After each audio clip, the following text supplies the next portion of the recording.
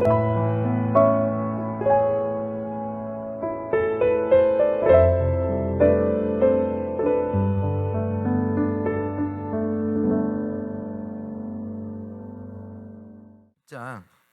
27절에서 28절의 말씀을 보니까 그 예수님의 말씀입니다. 내 양은 내 음성을 들으며 나는 그들을 알며 그들은 나를 따르니라. 내가 그들에게 영생을 주노니 영원히 멸망하지 아니할 것이요 또 그들을 내 손에서 뺄 자가 없느니라 라고 그 말씀을 하셨습니다. 하나님께서는 분명히 우리에게 따라가야 될 이정표를 주셨습니다. 그런데 사람마다 조금 다르겠죠.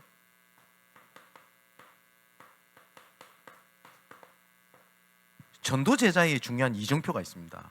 그 중에서 하나가 뭐냐니까 목자 그 양들은 내 음성을 안다라고 얘기를 하죠. 성경을 볼 때 그리고 하나님의 계획을 볼 때 어떤 관점으로 보냐 이거 되게 중요합니다. 그런데 우리가 저번에도 말씀드렸는데 구속사라고 합니다. 제가 그 한자를 불러드렸죠. 여기 적어놨죠. 이건 뭐냐니까 하나님의 구원 계획을 두고 성경을 보냐, 역사적 관점으로 보냐, 성경을 다 다르게 봅니다. 실제로 성경 안에 성경을 가지고 어떤 뭐 경영 방침, 리더십 이런 걸 설명하는 책들도 굉장히 많습니다. 예를 들어서 바울의 리더십, 그리고 그 다윗의 리더십 뭐 이런 거 있죠. 정치 관련돼 있는 책도 제가 본 적이 있습니다. 그리고 뭐 다니엘의 정치관 뭐 이렇게 볼 수 있겠죠. 뭐 틀렸다고 할 수는 없습니다. 근데 틀렸다기보다는 정확한 눈은 저는 아니라고 저는 생각을 합니다. 왜냐니까 하나님께서는 우리의 구원을 위하여 오셨고 구원을 위하여 지금도 이끌어 가십니다. 저는 맞죠? 그래서 구속사적인 관점으로 성경을 읽는 게 되게 중요하고요. 그리고 하나님의 우리를 이끄는 이정표도 하나님께서는 구원 계획을 두고 하나님께서는 이끌어 가십니다. 저는 그렇게 믿습니다. 우리가 성화, 그 다음에 연단, 갱신, 그거에 대한 마지막 결국 목적은 하나님께서는 우리를 통하여 구원 계획을 이루신 거라고 저는 믿거든요. 그래서 성경을 보면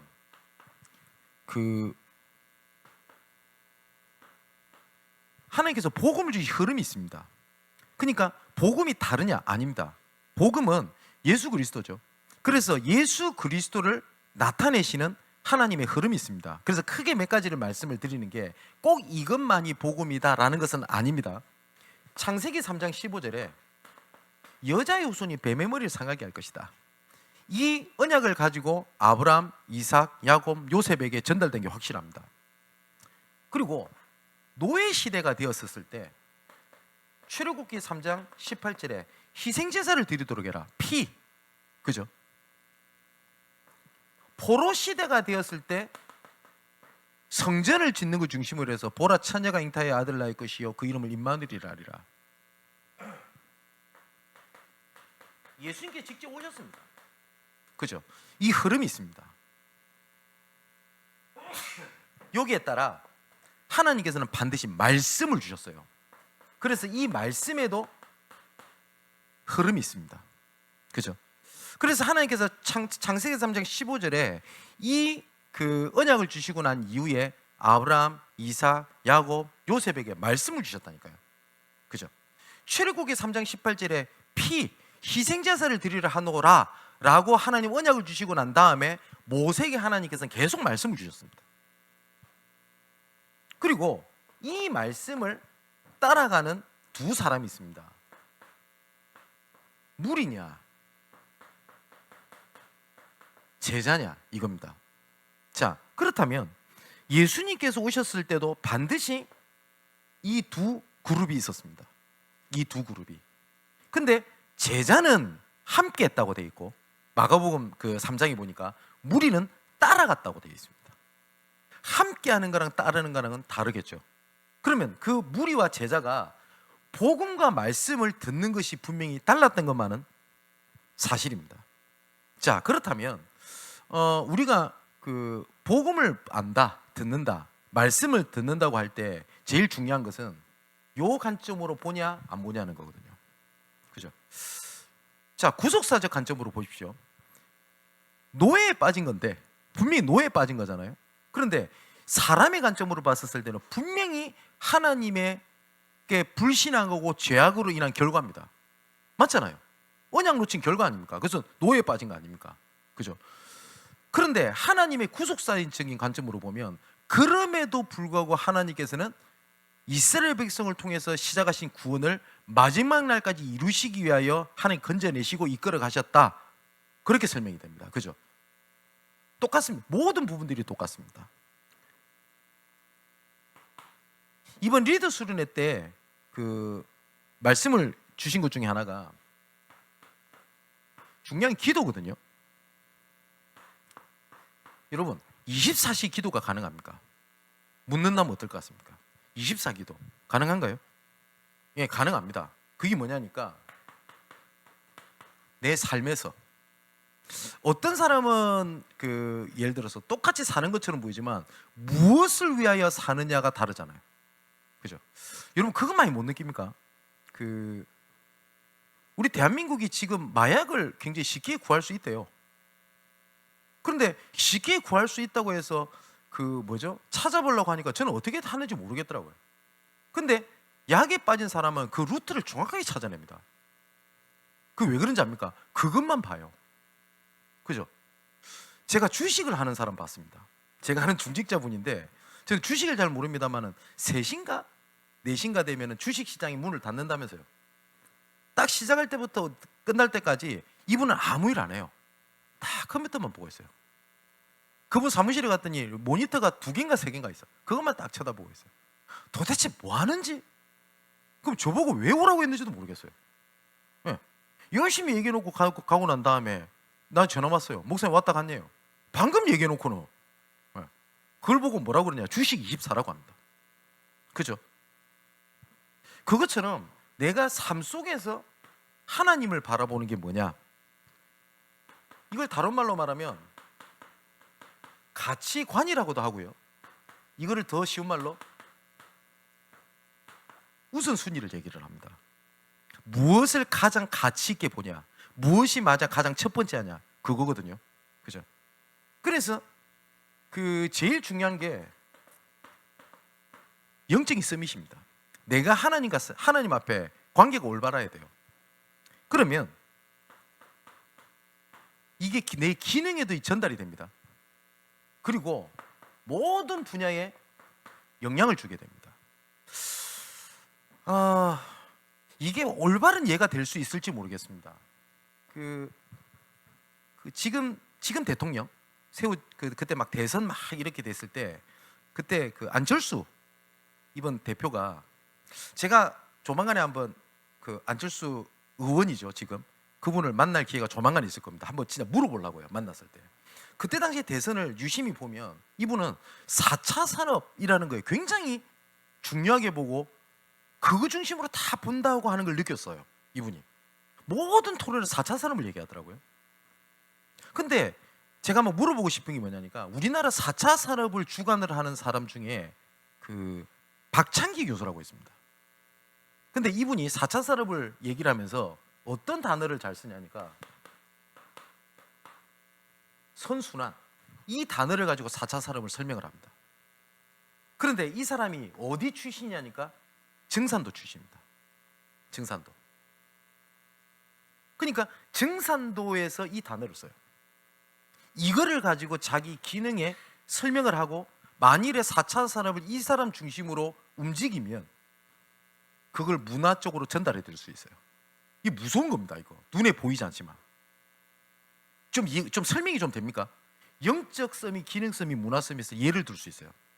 그리고 한 가지 예를 들면 아이다라고 하는 그 뮤지컬 보셨어요? 그거 보면 눈이 나오죠. 호루스의 눈. 이게 대표적인 뉴에이지 마크입니다. 절대 3단체 얘들은 자기 존재를 드러내지 않습니다.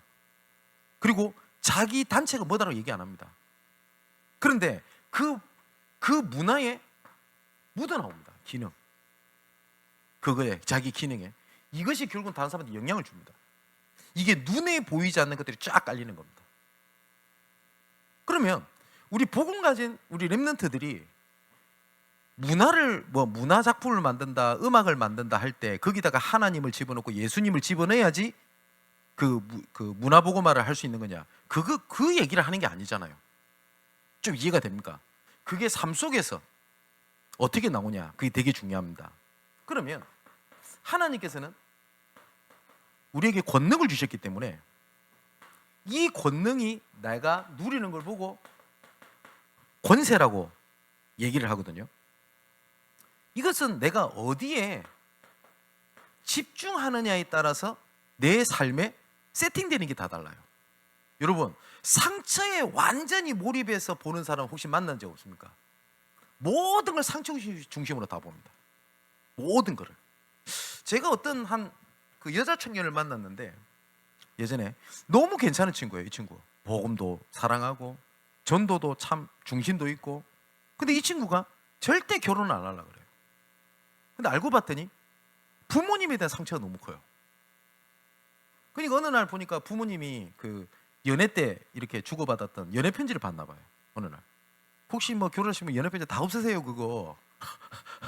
근데 그걸 딱 봤는데 집에 부모님이 얼마만큼 본격적으로 싸우냐. 집에 다 때려 뽑아버린 거예요. 집에만 가면 막 두구두구 거린대요. 근데 어느 날 이 편지를 딱 본 겁니다. 그렇게 달콤하더래요 세상.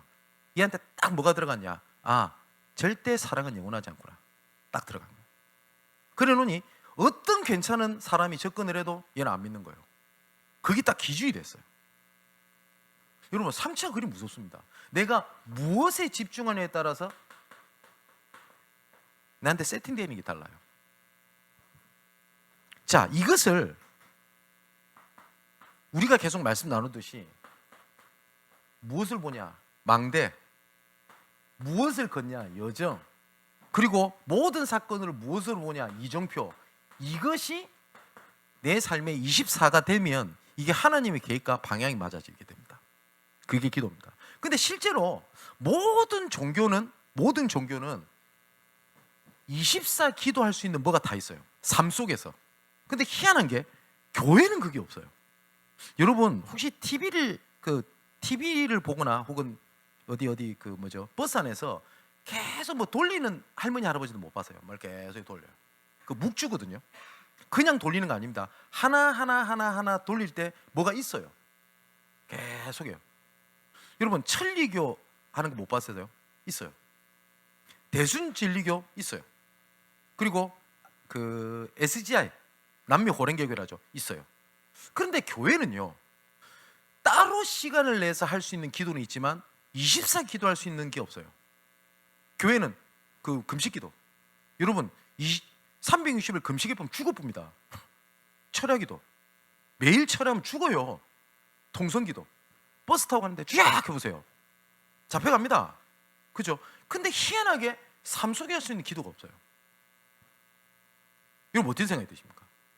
모든 종교들 사입이 다 가지고 있다니까요. 그거. 그래서 내가 하나님을 바라볼 수 있는 그걸 찾아내라. 그걸 보고 기도 24라고 합니다. 그러면 이게 기도 25, 25라고 하는 표현을 조금 이해하실 것은 우리 인간에게는 24시라고 하는 시간이 있지만 25시라는 것은 우리를 넘어서는 겁니다. 우리 시간을. 이때 이게 뭐냐입니까? 하나님의 때. 그래서 그 이번 전도학교 때도 얘기 안 했습니까? 하나님의 때를 말하는 것이 카이로스라고 하는 헬라어가 있고요. 우리의 때는 크로노스라고 하는 단어를 씁니다. 그러니까 하나님의 때와 우리의 때는 달라요. 그래서 베드로 후서에 보면은 그 하루가 천년 같고 천년이 하루 같다 이런 말이 있거든요. 이거는 우리 시간 개념으로는 이해가 안 돼요. 그죠? 그래서 하나님께서 이때 역사하시면 100년의 응답도 올 수 있습니다. 그죠? 하나님께서 역사하시면 1000년의 응답도 올 수 있고 하나님께서 역사하시면 시대를 바꾸시기도 합니다. 그때. 그런데 그때를 움직이는 하나님의 이때 류무사님께서 칩이라는 단어를 쓰셨는데 이것을 움직이는 하나님의 중요한 이 뭐라고 설명하면 좋을까요?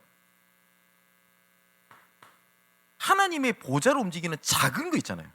그 작은 헌신, 작은 기도 이런 혹은 하나님 앞에 이런 자세 이런 것들이 하나님께서 하시는 영원한 응답으로도 연결이 됩니다. 여러분, 제가 토마스 선교사 예를 들었잖아요.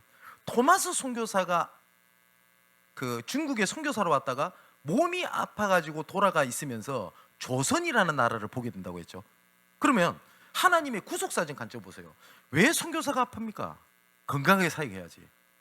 누가 하신 거죠? 하나님 하신 거예요. 그래서 어디를 보게 하신 겁니까?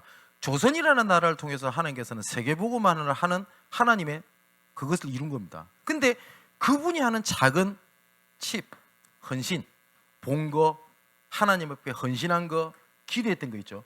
그게 모든 것을 다 움직였습니다. 두 번째,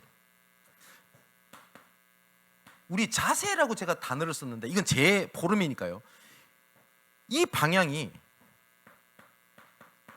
237, 이건 세계를 얘기합니다. 그 UN 혹은 은행 업무가 가능한 전 세계가 237개 나라라고 그래요. 여기에 5천 종족이 있습니다. 뿐만 아니라 TCK라든지 이런 다민족들이 있습니다. 우리가 하는 기도, 헌신, 자세가 조금만 여기에 방향을 맞추면 하나님의 때를 이루시게 됩니다. 원주에 제가 아는 그 여자 장로님이 계세요. 근데 이분이 참 중심 있게 합니다. 미장원을 운영을 하세요. 그런데 이분이 미장원을 7일 아닙니까? 주일까지 7일 중에 3일을 빼네. 주일날 당연히 교회 가니까 빼고, 그리고 그 화요일인가 언젠가 저쪽에 저 강원도 저 산골에 미용 선교하러 간다고 빼고, 또 하루는 또 뭐 한다고 빼고 이래요. 여러분 어떤 생각이 드십니까? 당장 미장원이 어려워요. 이분이 그분 중심은 알겠습니다만은 하나님께서 우리에게 분수대로 하라고 돼 있거든요. 하나님께서 우리에게 맡겨주신 은혜대로 해야 될 건데 이분은 조금 우리 세상말로 오버한 거 아닙니까? 근데 이분이 말씀이 딱 들린 거예요. 뭐라고 말씀드렸냐? 하나님께 나에게 주신 은혜대로, 분수대로, 그리고 하나님께서 나에게 주신 은혜대로 그 중에서 하나를 뭘 받냐니까 요걸 딱 들은 겁니다. 내 지금 하고 있는 일이 237개 나라와 5천 종족과 상관이 있냐? 없더래요. 그래서 이분이 뭘 했냐? 일주일에 딱 주일날 빼고 딱 하루를 어떻게 했냐니까 다민족 쪽을 초청한 겁니다. 왜냐니까 자기들 미장원에 오는 사람들 중에 외국인들이 있더래요. 근데 이런 친구들이 거의 대부분 불법 체류자들이에요. 그래서 뭘 해주니까냐면 미용 기술을 가르쳐 주겠다는 거예요. 그랬더니 이 다민족들한테 소문이 난 겁니다. 저분은 여기를 가면 저분이 우리에게 이런 걸 가르쳐 준다고. 그냥 한국말도 잘하거든요. 근데 이 장로님이 머리 이렇게 가르쳐 주면서 이 친구한테 복음을 전한 거예요. 이래가지고 전혀 다민족하고 상관이 없는 교회가 이번에 목사님한테 얘기를 들어보니까 여러 국가 다민족들이 그게 모여 있잖아요. 그거 하나 딱 본 여자 장로님 하나 응답입니다. 하나님의 때. 어렵습니까? 어렵지 않아요. 그죠?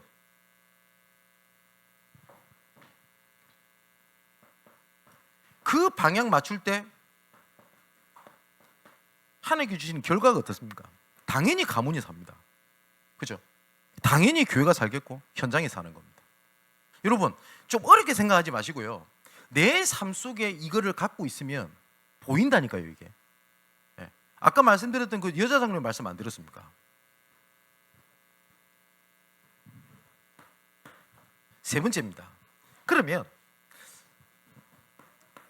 우리가 하는 기도가 하나님의 영혼이라는 거하고 연결이 됩니다. 조금만 그래서 뭘 하면 되냐니까 내가 보는 눈을 바꾸는 거예요. 눈을 바꾼다는 게 되게 중요합니다.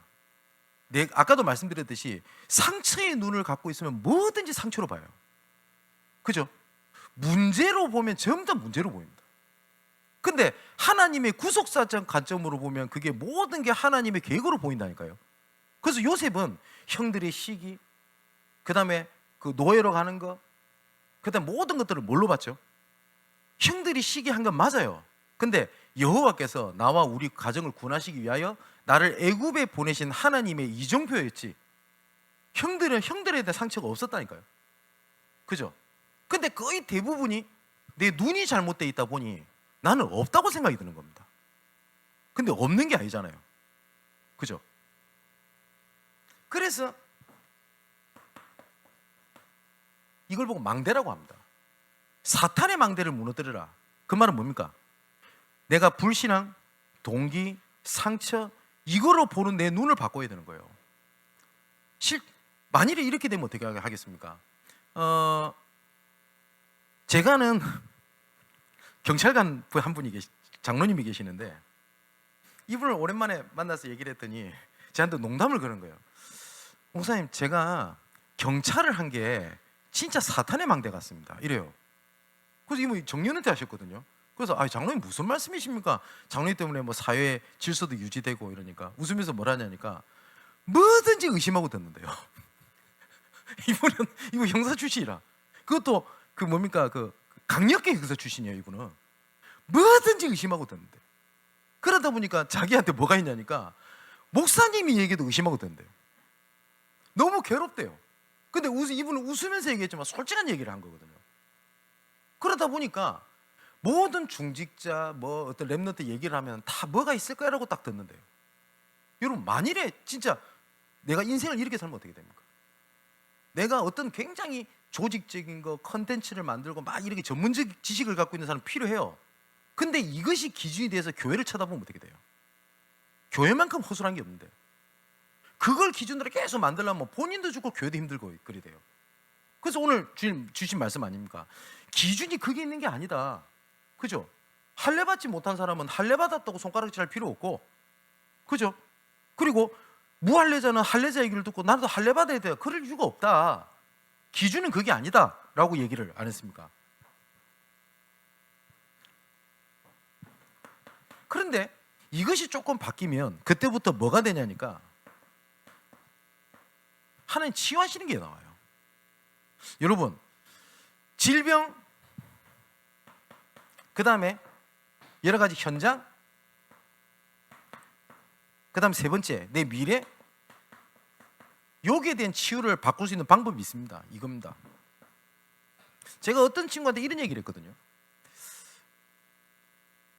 내가 좀 누구한테도 말하지 못하는 굉장히 어려움을 갖고 있다. 여기에 치유받고 응답받은 사람이 없단 말이에요. 그러면 둘 중에 하나입니다. 이 부분에 대해 치유받는 사람이 없구나. 나는 안 되는갑다. 좌절이냐. 아니면 하나님께서 나를 통하여 시작할 거 아닌가? 라고 하는 방향을 맞추는 거랑은 다르다고. 그죠? 시대적인 문제라는 말은 시대적인 응답이 있다는 말이라고. 그렇지 않습니까? 그걸 뭘 보냐가 되게 중요합니다. 내가 청소년기 때 누구한테 말하지 못하는 심각한 어려움과 문제를 갖고 있었어요. 그러면 이게 나한테 상처가 될 수 있잖아요. 시대의 상처입니다. 근데 그 시대 응답으로 바꿀 수가 있습니다. 왜냐? 그 분야를 누구보다 이해할 수 있는 이미 증인으로 쓴 거예요. 그렇지 않습니까? 자, 우리 청년들도 기억할 건 네 번째.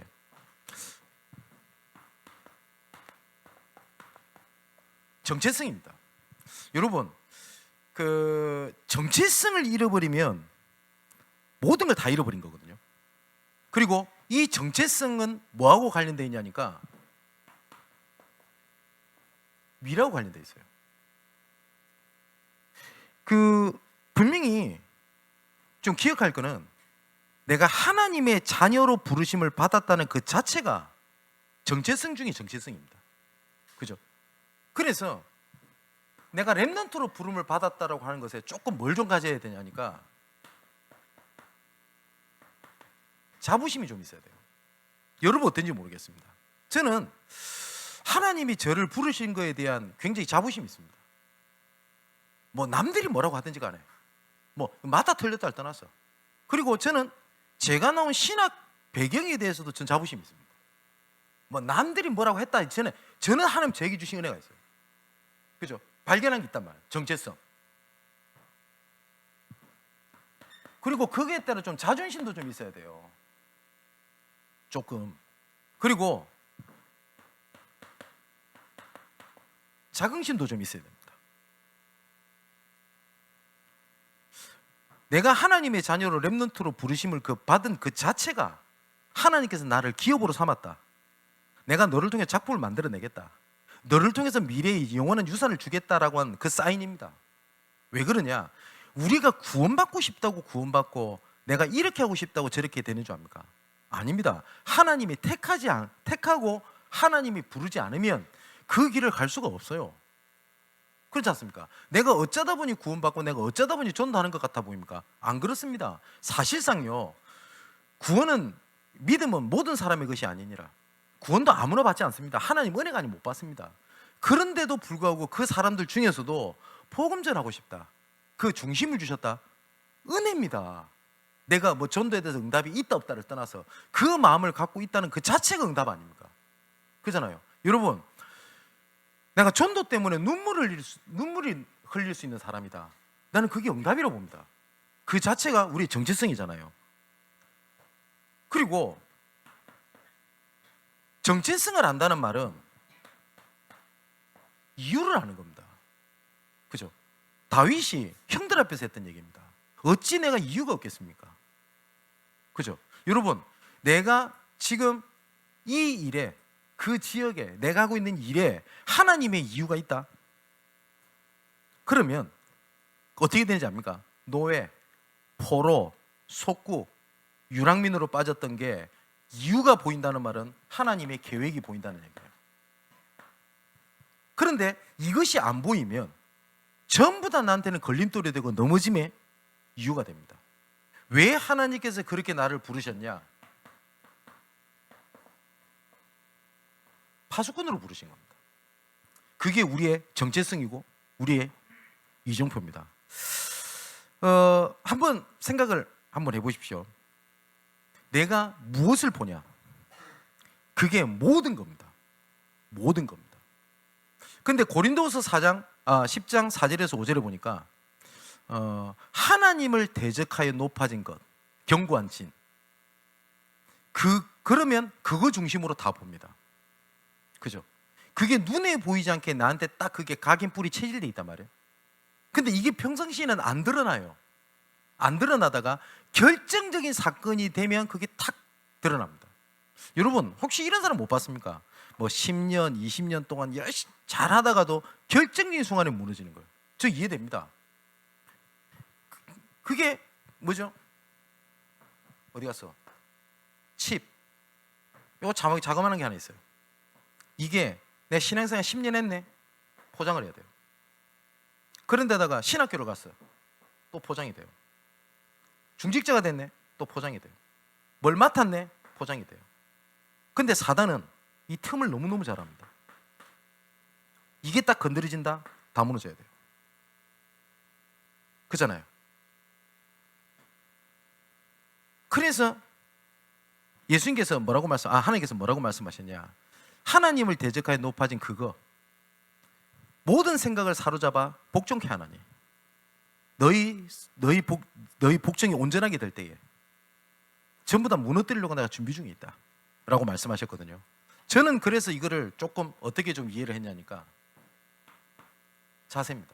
여러분, 공부도요, 자세가 돼야지 공부하지 아무 데나 공부 안 합니다. 집에 가가지고 책상 엉망이지, 예? 책상에 책을 펼쳐놓을 만큼 엉망이지, 그런 애들 보고 공부 시작해라, 못해요. 그럼 뭐부터 시키는지 압니까? 책상 정리부터 시키잖아요. 그럼 여러분, 책상이 정리가 돼 있으면 그래도 조금 책 봐야 되겠다는 생각 안 들던가요? 그죠? 내가 예배가 자세가 엉망이라, 그런 가운데 내가 예배를 드리겠다? 어려워요. 그러면 예배에 대한 자세를 준비하게 되면 그때부터 달라져요. 내가 하나님 앞에 올바르게 인도받겠다라는 자세입니다. 그 작은 건데 모든 것에 영향을 줍니다. 마지막 결론, 우리 청년들이라든지 우리 렘넌트도 좀 기억할 것은, 제가 중고등부 사역을 할 때 애들한테 주제를 정해준 게 있었어요. 뭐냐니까, 제가 그때 뭐라고 썼냐니까, 이 단어를 썼었거든요. 제가 중고등 청소년들 사역할 때 파워 웨이브. 이게 무슨 말이냐니까, 여러분, 정말 잔잔한 호수 알죠? 그 잔잔한 호수에 조그만한 모래알 같은 거 탁 던지면 어떻게 돼요? 파장이 딱 일어납니다. 웨이브가. 근데 이게 호수 끝까지 가요. 굉장히 작은 것처럼 보이는데 아무것도 없는 잔잔한 것 같은 현장에 내 작은 칩, 돌, 이게 전체를 움직일 수 있어요. 자, 우리 렘넌트들, 여러분의 기도가 세상을 살릴 수 있을 것 같습니까? 여러분의 작은 헌신이 할 수 있을 것 같습니까? 하나님은 그걸 가능하다고 얘기를 하십니다. 근데 사단은 반대로 얘기합니다. 네가 뭐 해? 뭘 할 수 있어? 라고 얘기를 하거든요. 그 작은 겁니다. 정말 전도제자 이정표를 살아가는 우리 렘넌트들, 우리 청년 여러분 되시기를 주님의 이름으로 축원을 드립니다. 이번 한 주일 동안 이제 렘넌트 대회가 시작이 될 건데요. 말씀에 좀 집중하고 가시는 우리 렘넌트들은 조금만 자세를 좀 올바르게 하세요. 예, 다를 겁니다, 분명히. 참여하시 못하시는 분들은 제가 녹취록을 올려드리겠습니다. 그리고 필요하신 분은 리더도 제가 올려드리겠습니다. 그래서 말씀의 흐름을 잘 보시라. 분명히 흐름이라는 게 있다고요. 응답받는 여러분 되시기를 바랍니다. 기도합시다. 나와 우리가 주의 목전에 은총을 입은 줄 주께서 우리와 함께 하심으로 천하 만민 중에 구원하신 은혜인 줄 믿습니다. 아버지 하나님, 함께 하시는 것을 삶 속에 기도로 24시 누리는 제자로 남게 하옵소서. 하나님께서 하시는 일을 그 하나님께서 하시는 때로 들어가는 24시의 기도를 누리는 전도자로 남게 하시고, 우리의 기도가 세상을 치유하고 후대를 살리고 세계에 영원한 것을 남기는 기도가 되게 하여 주옵소서. 그리하여 모든 분야에 흩어진 곳곳에 파수꾼으로 서서 영원히 빛을 비추는 전도자로 남게 하여 주옵소서. 이 모든 말씀을 예수 그리스도 이름으로 기도합니다. 아멘. 예.